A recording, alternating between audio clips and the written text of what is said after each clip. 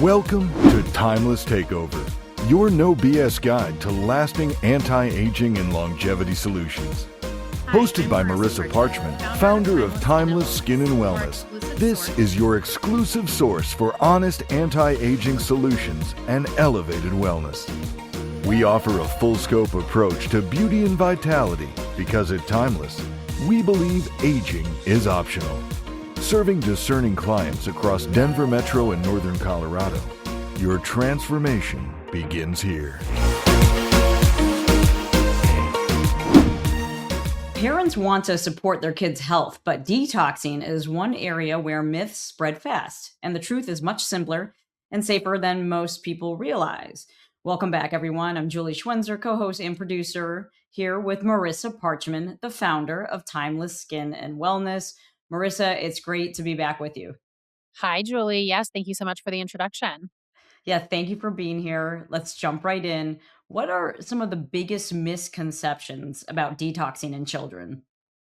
Yes, this is a big one. I feel like often people are kind of closed off to the word detox or detoxing in general until something happens with their child. And what I see most often in a big misconception is that people believe that detoxing is not going to heal a child's skin conditions. And I feel like that is kind of the first thing that starts in a young child. Sometimes it's gut issues, but often you'll see children with eczema or, perioral dermatitis and, severe eczema sometimes. And the idea that these parents don't look at mostly the food that they're feeding their children. There's so many other toxic exposures, but often I'm talking and teaching about food consumption or chemical consumption in our food. And it's amazing how many people just don't understand or believe the idea of detoxing to heal these conditions in their children. And what signs should parents look for that they could see as maybe something toxic's going on? Is it always like a sleep issue? Maybe like their ability to pay attention? I don't specialize in child development, and it's something that I'm so passionate about and I'm always learning about. And I'm also not a mother. I have a stepdaughter. So for me, I see so many different children. And, you always see children that have like issues with outbursts or children that are clearly being fed too much sugar.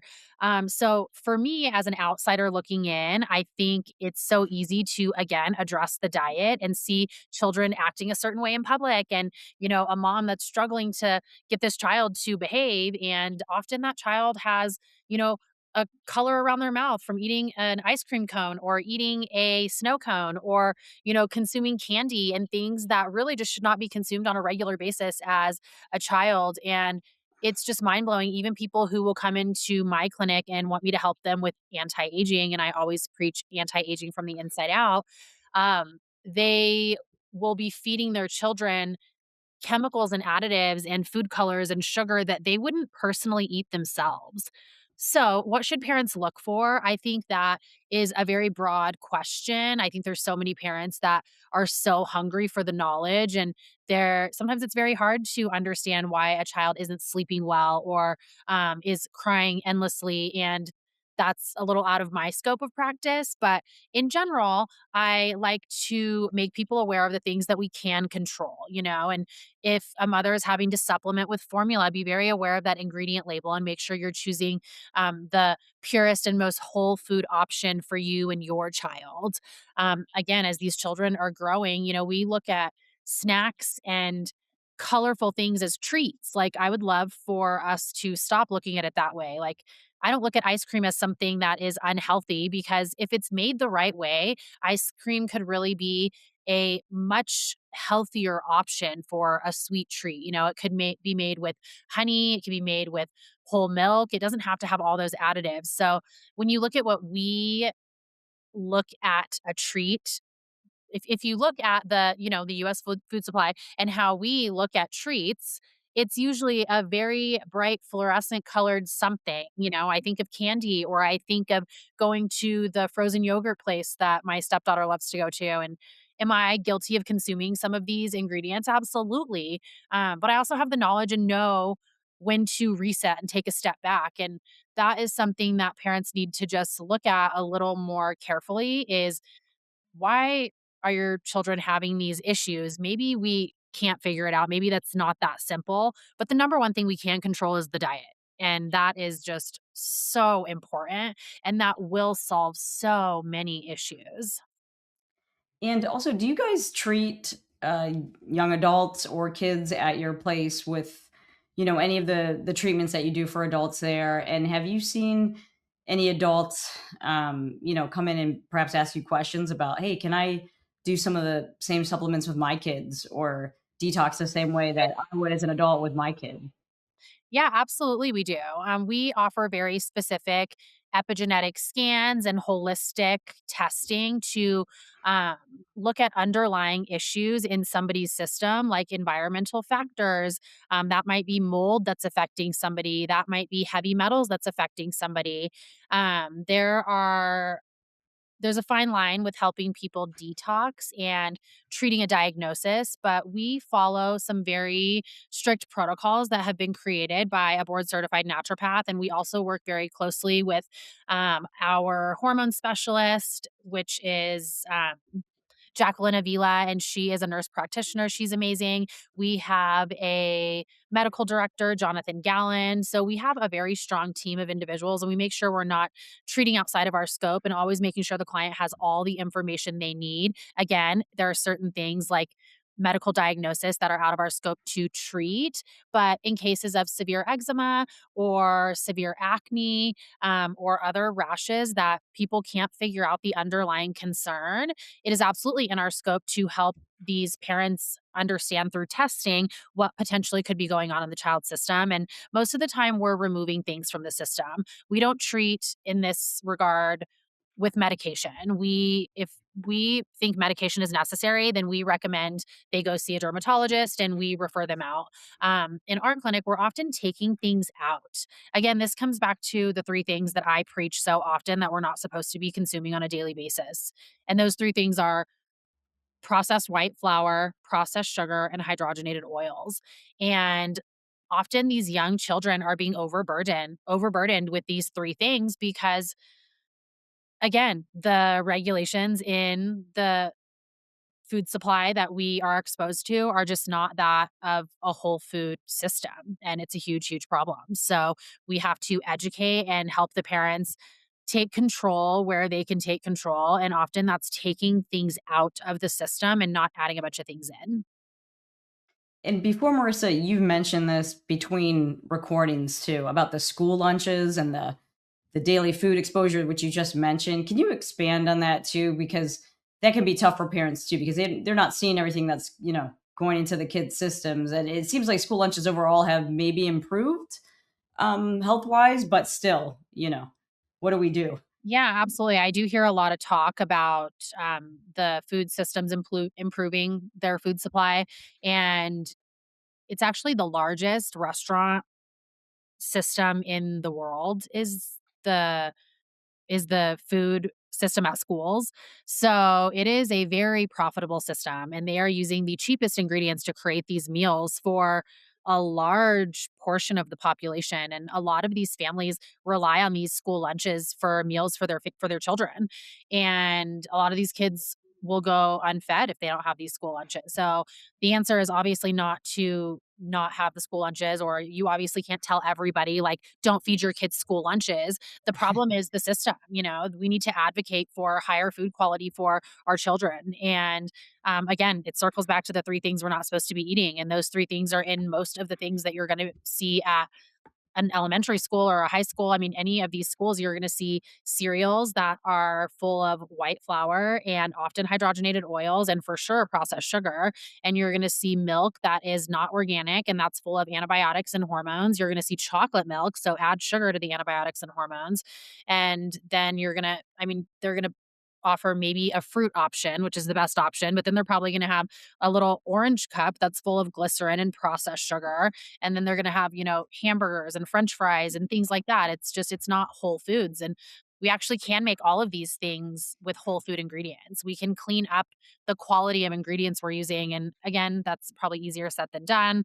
I understand these things, cost a lot of money, and it is it can be a little more expensive to eat healthy, but I can also argue that from a different standpoint. Um, there are ways to make better options, and there are ways to make better choices and ways to implement at least what we're doing at home. And if all you can do is what you're doing at home, then more than anything, it's just so important to educate yourself so that you understand why these three ingredients that have just really taken over the American food supply are hurting our children. And a last one for you, for me, is the question about applying what you've recommended to adults, and that's decluttering of the mind and also some of the other products at home. Do you apply this to kids too? And like, I know that that's an interesting line because you're not like you mentioned before, like you'd have to, consult with the parents and stuff. But what about like all the stuff we talked about before with like social media and just a very like a home that's maybe not organized and stuff. I mean, I don't know how far you can go with advice because again, it's like kids. So Yeah, I mean, I think mental health again is such a huge part of being healthy, and food is the easiest thing that we can control, what we do every day, waking up and seeing the sun and waking up and not picking up a screen instantly and, not being a victim to all day coffee and things like that. It's like when you start talking about it, there's so many things. But again, the screens are a huge, huge problem.